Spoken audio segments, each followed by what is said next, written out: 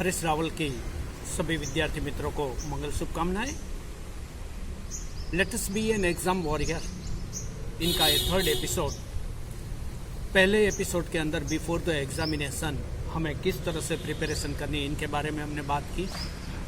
दूसरे एपिसोड के अंदर before the examination and during the examination हमें क्या क्या करना है इसके बारे में जो बताना है।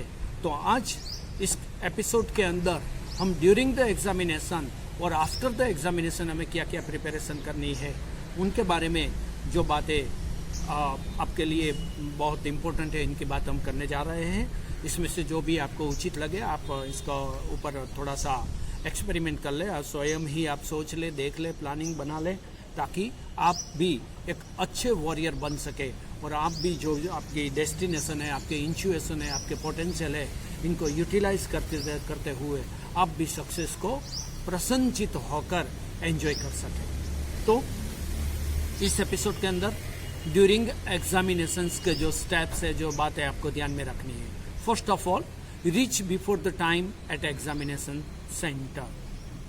तो जो भी टाइम आपको दिया जाता है रिसिप्ट के अंदर, हॉल टिकट के अंदर, इसके पहले ही आप पहुंचने का प्रयास करें। 10-15 मिनट 20 मिनट पहले पहुंच जाइए ताकि आप स्वस्थ हो सके, ताकि आप पूरा आपका पहले फिजिकल और मेंटल दोनों एकदम पीसफुल रहना चाहिए।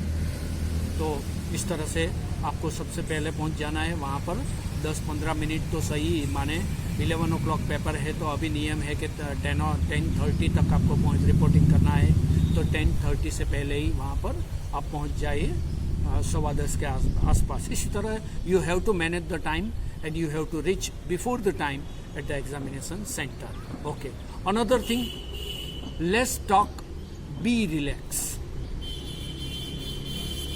बहुत से छात्र ड्यूरिंग जो वहाँ पर पेपर डिस्ट्रीब्यूशन होता है तब भी बात करते रहते हैं, बिफोर वहाँ पर टाइम पहुँच जाते, फिर एग्जामिनेशन सेंटर के बाहर बहुत सी बातें करते रहते हैं। मैंने तो इस तरह से प्रिपरेशन किया है, इस क्वेश्चन मुझे नहीं समझ में आ रहा है, ये मैंने पढ़ा ही नहीं है। मेरे हिसाब से आपको ऐसी कोई भी बातचीत करनी नहीं चाहिए। मैं इसलिए कह रहा हूँ कि मैंने बहुत सी एग्ज़ाम के अंदर अच्छी तरह से एंजॉय करते हुए अचीवमेंट पाया है। क्योंकि आपको मैं स्वयं का ही एग्जाम्पल दूँ, मेरी अभी ये 5वीं मास्टर डिग्री की एग्ज़ाम चल रही है, master in journalism and mass communication. ये मेरे 5वीं मास्टर डिग्री है। तो कैम्ब्रिज इंटरनेशनल डिप्लोमा से लेकर मैंने बहुत सी एग्ज़ाम दी और सभी एग्ज़ाम के अंदर मैंने समझ में आ गया, जब से मैंने समझा आफ्टर एसएससी बोर्ड एग्जामिनेशन, समझ लिया कि एग्जामिनेशन ये कोई डायनासोर नहीं है, इससे डरने की कोई आवश्यकता नहीं है। ये सिर्फ इसको स्मार्ट वर्क करके हम ओवरकम कर सकते हैं, अचीव कर सकते हैं। और ड्यूरिंग द एग्जामिनेशन सबसे अच्छा टाइम हमारा रहता है, पूरी फ्रीडम हमें रहती है कि पूरे साल जो प्रिपरेशन हमने की है उनको अच्छी तरह से हम लिख सकें। और यदि संजोगवशात किसी भी छात्र को प्रिपरेशन करने का टाइम नहीं मिला है, फिर भी 3 घंटे हमें मिलते हैं। जो टाइम हमें मिलते हैं इसके अंदर जो भी हमें समझ में आए वो लिखना चाहिए। बहुत से छात्र क्या करते हैं, या तो परफेक्ट मुझे समझ में आए तो ही मैं लिखूं, या तो मैं कुछ भी ना लिखूं। शायर की तरह ये दिल भी कुछ ऐसा है, या तो इसे सब कुछ चाहिए या कुछ भी नहीं। विद्यार्थी मित्रों, ऐसा मत करना।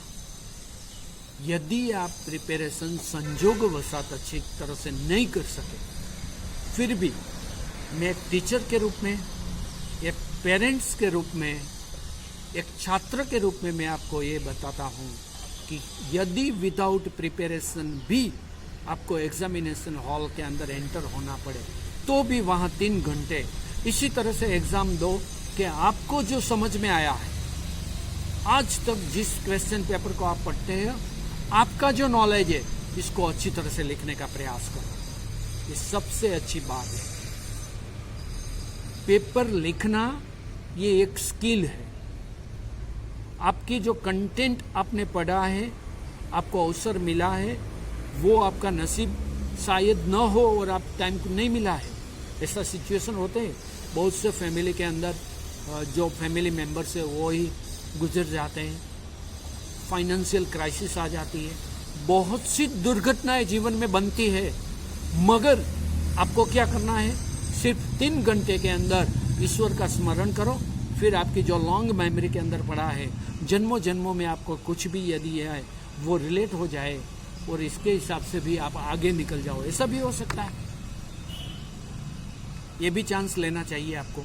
मैं तो लेता रहा हूँ, बहुत सी एग्ज़ाम मैंने दी है कि कल एग्ज़ाम यदि अभी अनाउंस हो जाए, 3 घंटे डिस्टर्बेंस के विदाउट यहाँ पर लिखने का अवसर मिले तो ये तो परम सौभाग्य है कि चलो लिखने बैठ जाओ, लिख लो, अपनी आवाज़ को सुनो और अच्छी तरह से लिखो। और शायद आपको पता नहीं है कि बहुत सी ऐसी घटनाएं रिजल्ट्स के बारे में भी बनती है कि बहुत से ऐसे चमत्कार कहो या तो इंसिडेंट कहो या तो इसको कोई मिस्टेक को यूनिवर्सिटी की, कॉलेज की या तो किसी की। आचार्य रजनीश बताते हैं कि एक व्यक्ति थियोलॉजी के अंदर मास्टर होने के लिए गया, उन्होंने एग्जामिनेशन के अंदर बैठा और उनका नाम आया जियोलॉजी। पूरे 2 साल तक वो पढ़ा था थियोलॉजी, उनका नाम आया जियोलॉजी में, फिर भी उन्होंने एग्ज़ाम दे दी और फिर वो गोल्ड मेडलिस्ट हो गया। तो बहुत से मिरेकल तुम्हारे जीवन में भी शायद घटने वाले हैं। मैं ऐसा नहीं कह रहा हूँ कि पूरे साल नहीं पढ़ना है, पूरे साल अच्छी तरह से प्रिपरेशन करनी है। जैसे मैंने बताया 3 लेयर में, फर्स्ट लेयर है बिफोर एग्जामिनेशन। मगर यदि नहीं कर सके तो भी आपको, आपकी हॉल टिकट निकल गई है, आपके लिए वहाँ पर पूरी सुविधाएं खड़ी कर दी गई है, तो सिर्फ 3 घंटे लिखना है, कॉलअप्स नहीं होना है और डिस्टर्ब नहीं होना है। ओके, इसके बाद की बात करते हैं। Spare few minutes to read the question paper. जब भी एग्जामिनेशन हॉल में आपके हाथ में पेपर आ जाए तो इसको थोड़े मिनट इसको पढ़ने के लिए रखनी है, उनको अच्छी तरह से पढ़ लो। कौन सा क्वेश्चन के अंदर आपकी मास्टरी है, कौन से क्वेश्चन के पॉइंट्स आपको याद है, उनको अच्छी तरह से लिखने का प्रयास करो, उनको पढ़ो। ऐसे ही जे सीधे ही पेपर हाथ में लेकर सीधे लिखने लगो, ऐसा मत करो। थोड़ा पूरा क्वेश्चन, क्योंकि कभी 2 क्वेश्चन ऐसे रहते हैं जो रिलेवेंट रहते हैं, एक दूसरे के आंसर्स में आपको बहुत हेल्पफुल रहते हैं, तो इनका भी आपको बेनिफिट लेना चाहिए पूरा स्वस्थता से। आप एक बार क्वेश्चन पेपर पढ़ लेंगे तो आप धीरे धीरे धीरे धीरे आपको बाकी के आंसर्स भी रिट्राइव होने लगेंगे। Okay, according to marking scheme give the time to finish the answers. तो जिस तरह से मार्क्स दिए जाते हैं उसी तरह से आपको वेटेज देना है। कितने मार्क्स का क्वेश्चन यहाँ पर है उनके मुताबिक आपको टाइम स्लॉट वहाँ पर स्पेयर करना है और उतने ही वर्ड्स के अंदर वहाँ पर आंसर फिनिश कर देने हैं।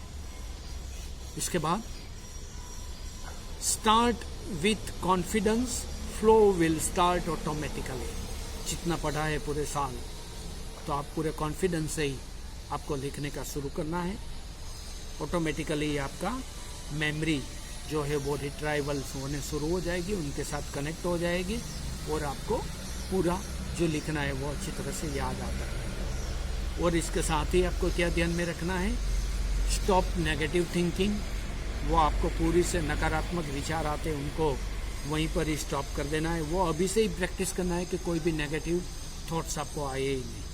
इसके बाद रिमेंबर द गॉडेस सरस्वती, माने जब भी आंसर लिखना शुरू करो इसके पहले आप थोड़ा मेडिटेशन करो। आपको जो भी जहाँ श्रद्धा है सरस्वती मैया में है तो वहाँ पर आप उसका थोड़ा चिंतन करो ताकि आप पूरे स्वस्थ हो सको। एंड आंसर प्रॉपरली, और 1 by 1 आपको प्रॉपरली आंसर्स लिखने की आपको प्रैक्टिस करनी है। ऐसे ही जल्दबाजी नहीं करनी है, कोई भी आंसर लिख लो फिर बाद में सोचने लगो, ऐसा नहीं करना है। तो ये हुआ ड्यूरिंग द एग्जामिनेशन। अब एग्ज़ाम ख़त्म हो जाती है, इसके बाद जो आपको क्या करना है, तो आफ्टर एग्जामिनेशन के बारे में भी आपको ध्यान में रखना है। First thing, take food, take rest. थोड़ा सा घर पर जाकर रेस्ट कर लो, नाश्ता कर लो, रेस्ट करो। Don't think and discuss about previous papers. Just focus on the next paper. तो आज के पेपर में ये रह गया, ये मिस हो गया, इसका आंसर गलत था, ये सभी बातें आपको सोचनी नहीं है. आपको नेक्स्ट पेपर के बारे में ही प्रिपेयर करना है. और इसके पहले थोड़ा रेस्ट कर लो, अच्छा फूड ले लो. ओके. इसके बाद after examination for a change आपको reconnect with your hobby to recharge yourself. और एग्जामिनेशन जैसे ही ख़त्म हो जाए तो अपने आप को, आपका जो हॉबी है, आपको घूमने जाना है, पढ़ना है, मित्रों को मिलना है, थोड़ा सा मूवी देखना है, कोई गेम खेलनी है, क्रिकेट मैच देखना है, इसके साथ रिकनेक्ट हो जाओ तो आप जल्द से ही आप रिचार्ज हो जाओगे. Reconnect with your hobby to recharge yourself. अपने आप को कहो, चल के तुझे मैं लेके चलूँ एक ऐसे गगन के तले जहाँ गम भी न हो, आंसू भी न हो, बस प्यार ही प्यार पले. Okay. So all the best for the examination and be one of the best examination warrior and prove yourself. आप आपके फैमिली के आप शुभचिंतक हो, आप फैमिली के दीपक हो. You are also somebody's darling. अपने परिवार के आप सबसे लाडकवाए हो, तो अपना करियर रोशन बनाओ, परिवार का करियर भी रोशन बनाओ. और जीवन ये बहुत ही महत्वपूर्ण है, उनको अच्छी तरह से एंजॉय करो. Okay. Have a nice academic year. Thank you.